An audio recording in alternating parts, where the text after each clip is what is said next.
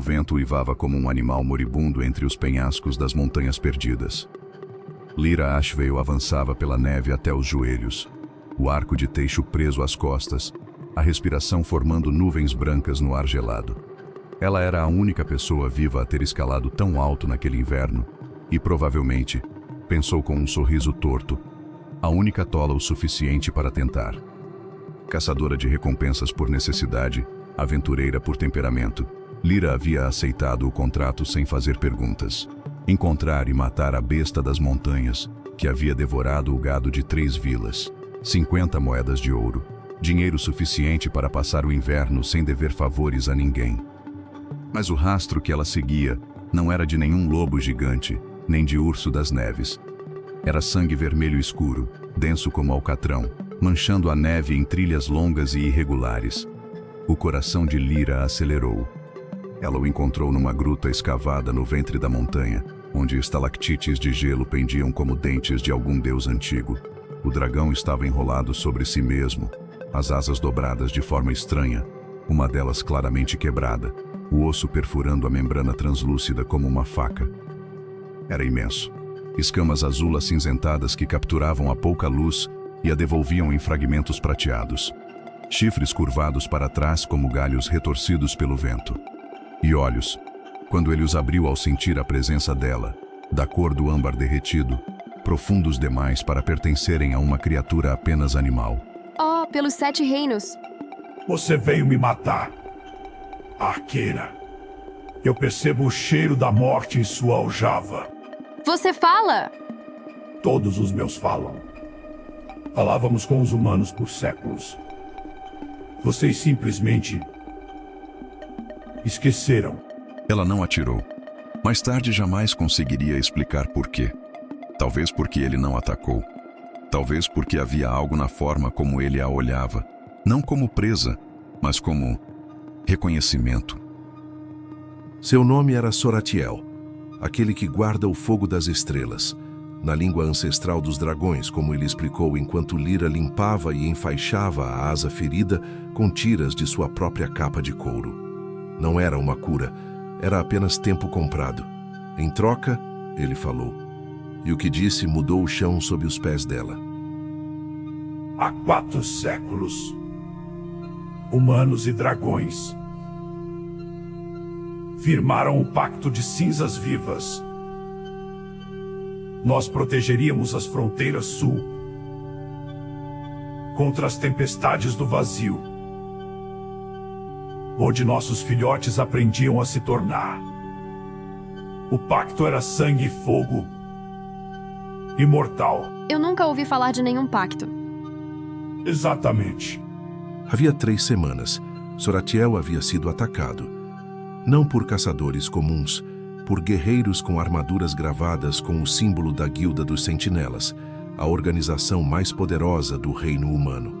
Eles haviam destruído o último santuário de invocação, matado 2 dos seus, e o deixado para morrer nas montanhas com uma flecha de liga de obsidiana cravada na asa.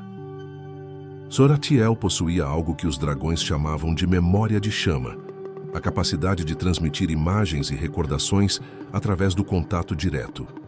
Quando ele encostou a testa contra a mão de Lyra, ela viu.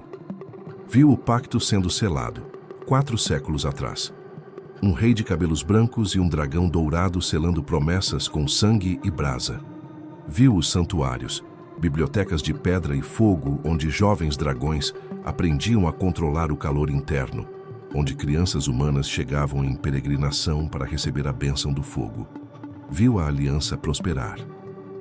E então viu a virada, não em guerra, não em traição aberta, mas em silêncio. Um novo arquimestre da guilda, 50 anos atrás. Reuniões secretas, documentos queimados, memórias apagadas com ervas e encantamentos. Gerações inteiras crescendo sem saber que os dragões não eram inimigos, mas guardiões.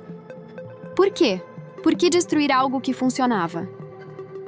Porque uma aliança com dragões não precisa de exércitos humanos, não precisa de guildas poderosas e bem pagas para proteger fronteiras. Alguém preferiu o medo à paz. Eles desceram da montanha juntos, Soratiel voando baixo, apoiando o peso na asa sã, Lyra guiando pelo caminho que ela conhecia de cor. Na primeira vila que encontraram, ela roubou um cavalo e cavalou até o arquivo do distrito, um galpão de pedra onde documentos municipais envelheciam em paz. O que ela encontrou confirmou tudo. Registros de santuários demolidos, classificados como estruturas pagãs. Contratos de caça pagos pela guilda, descrevendo dragões como pragas. E uma carta, com o selo do arquimestre Dolan, ordenando a eliminação final da ameaça aeriana, antes do solstício de inverno, dali a 4 dias. 4 dias. Ela releu a carta 3 vezes, o papel crocante entre os dedos. Eles vão matar todos, todo o clã. Do lado de fora, Soratiel esperava na beira da floresta, grande e imóvel como uma pedreira com asas. Quando ela saiu com a carta, ele não precisou ler. Ele viu em seu rosto. Quantos soldados? 300 sentinelas de elite, mais balistas com flechas de obsidiana e catapultas carregadas com fogo de nafta, o único material que queima escamas de dragão. Meu clã tem 8 adultos e 5 filhotes. Não sobreviveremos. Lyra não era estrategista de batalha.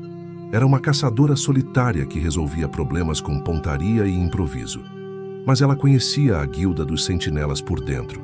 Seus protocolos, seus pontos cegos, seus orgulhos absurdos. O ataque ocorreria ao amanhecer do solstício, subindo pelo caminho da Pedra Partida. A única rota larga o suficiente para as catapultas. Isso significava um desfiladeiro estreito de 500 metros. Paredes rochosas em ambos os lados. Um gargalo. Eu preciso de um favor que nenhum humano poderia pedir a um dragão. Mas eu não sou uma humana comum agora. Sou sua aliada. O que você quer? Que você confie em mim. E que o seu clã voe baixo durante exatamente 3 minutos, sem atacar ninguém. Podem fazer isso? Uma longa pausa. O vento entre os chifres dele. 3 minutos. Nem um segundo a mais. Lyra posicionou-se no ponto mais alto do desfiladeiro antes do sol nascer, embrulhada em neve e silêncio. Abaixo, a coluna dos sentinelas avançava com a precisão mecânica de um exército bem financiado. 300 homens, 10 catapultas, suficiente para destruir uma cidade. Ela esperou até que o centro da coluna estivesse no ponto mais estreito do desfiladeiro. Então assobiou. 3 notas longas, o sinal combinado. Os dragões vieram do leste, com o sol nascente às costas, de forma que os sentinelas enxergaram apenas sombras imensas e asas. 8 dragões adultos pairando sobre o desfiladeiro, o calor de seus sopros aquecendo o ar, sem atacar, apenas presentes, imensos, indiscutíveis. O pânico que se instalou na coluna foi imediato e absoluto. Cavalos empinaram, catapultas tombaram. Soldados correram em direções opostas, bloqueando uns aos outros. E no caos, Lyra desceu deslizando pela rocha, atravessou a confusão como uma sombra e chegou até o arquimestre Dolan, que havia parado no centro de tudo sozinho, envolto em sua capa branca de autoridade inútil. Ela encostou a ponta da espada em sua garganta antes que ele pudesse chamar a guarda. A carta. E o selo de confissão. Agora. Você não vai me ferir. Você é uma sentinela. Fui. Agora sou outra coisa. Soratiel pousou a 10 metros deles, a asa ferida dobrada com cuidado, os olhos âmbar fixos no arquimestre, com uma calma que era mais assustadora do que qualquer ameaça. Eu conheço o arquimestre. Vi seu rosto nas memórias dos que você mandou matar. Você destruiu 4 gerações de paz por medo de perder poder. Dolan olhou para o dragão, depois para Lyra, depois para seus soldados espalhados pelo desfiladeiro, nenhum deles em posição de ajudá-lo. O peso de 50 anos de mentiras cuidadosamente construídas desabou em sua postura, ombros curvando, queixo baixando. Ele assinou a confissão. Não foi limpo nem heróico. Foi um velho homem escrevendo palavras com a mão trêmula, enquanto um dragão e uma arqueira observavam. Mas quando o papel ficou pronto, algo se desfez no ar, como uma corda que havia estado tensa por décadas, finalmente cortada. O julgamento de Dolan durou 6 semanas e abalou as fundações do reino. 3 arquiduques resignaram. A Guilda dos Sentinelas foi dissolvida e reconstruída sob nova tutela. E nas montanhas, operários humanos, voluntários desta vez, começaram a reerguer o primeiro santuário de invocação em 50 anos. Lyra não ficou para o julgamento. Ela voltou para as montanhas 4 dias depois de Dolan ser levado preso, com mantimentos para 1 mês e sem contrato algum para cumprir. Zoratiel estava no mesmo lugar onde ela o havia deixado. A asa enfaixada com ataduras novas, provavelmente trocadas por algum dos filhotes, que a observavam com olhos curiosos, cor de brasa de detrás das pedras. A asa ainda não curava, mas curaria, com o tempo. Você poderia estar no reino, recebendo honras. Honras não pagam o inverno, e eu ainda lhe devo uma cura decente nessa asa. Ela desembuchou as ervas que havia coletado no caminho. Bardana da neve, casca de pinheiro vermelho, musgo de pedra com propriedades cicatrizantes que qualquer curandeira da montanha conhecia. Começou a preparar o cataplasma com as mãos acostumadas ao trabalho. O novo pacto está sendo escrito. Os diplomatas do conselho me pediram para nomear um emissário humano, alguém de confiança dos dragões. Lyra não levantou os olhos das ervas. Espero que encontrem alguém bom. Já encontramos. Ela ficou em silêncio por um longo momento. Lá fora nevava levemente, flocos que desciam devagar, como se o mundo estivesse tendo cuidado. Um dos filhotes saiu de trás das pedras e se aproximou, farejando os mantimentos com uma curiosidade que nada tinha de ameaçadora. Lyra colocou o cataplasma no lugar, ajustou a atadura e depois estendeu a palma da mão para o filhote, que encostou o focinho nela com uma gentileza surpreendente para uma criatura com dentes maiores que seus dedos. Eu não sei ser diplomata. Eu não sabia falar com humanos. Aprendi.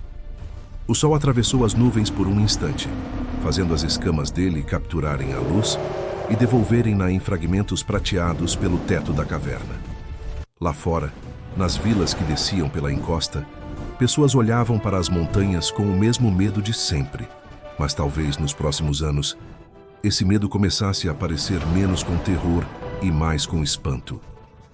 Lyra Ashvale, arqueira solitária, última das sem pertencimento, assinou o segundo pacto de cinzas vivas 3 semanas depois, numa cerimônia simples, ao ar livre, com neve nos ombros e um dragão ao seu lado. Não por dinheiro, não por honra, por escolha.